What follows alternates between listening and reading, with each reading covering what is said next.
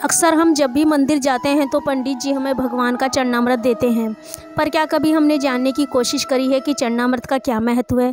शास्त्रों में क्या कहा गया है? भगवान विष्णु के चरणामृत का रूपी जल समस्त पाप विधियों का शमन करने वाला है तथा औषधि के समान है। जो चरणामृत पीता है उसका पुनः जन्म नहीं होता।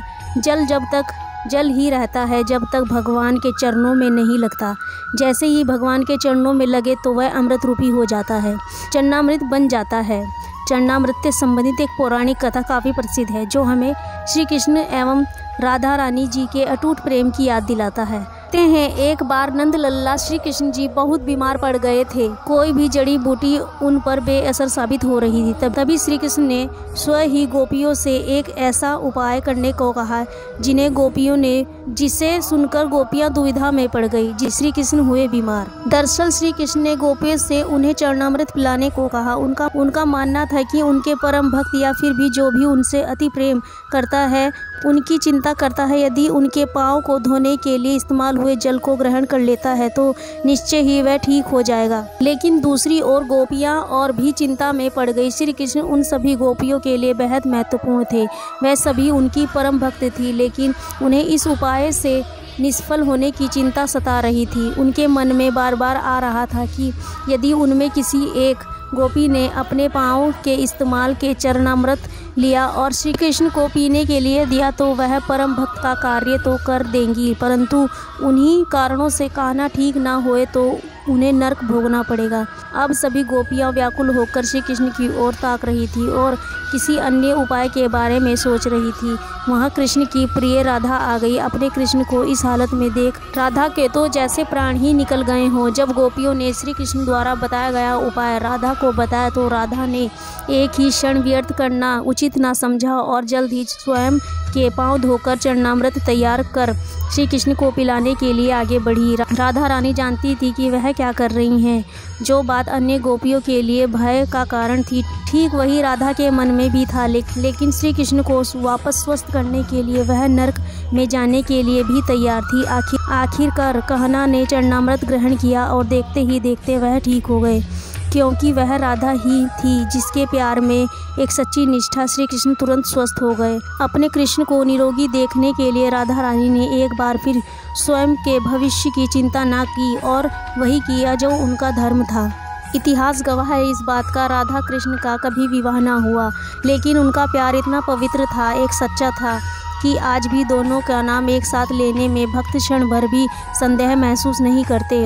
उनके भक्तों के लिए श्री कृष्ण केवल राधा तथा राधा भी कृष्ण ही हैं। राधा कृष्ण की कहानी ने चरणामृत को एक ऐसा ऐतिहासिक पहलू दिया है, लेकिन आज भी चरणामृत को प्रभु का प्रसाद मानकर भक्तों में बांटा जाता है।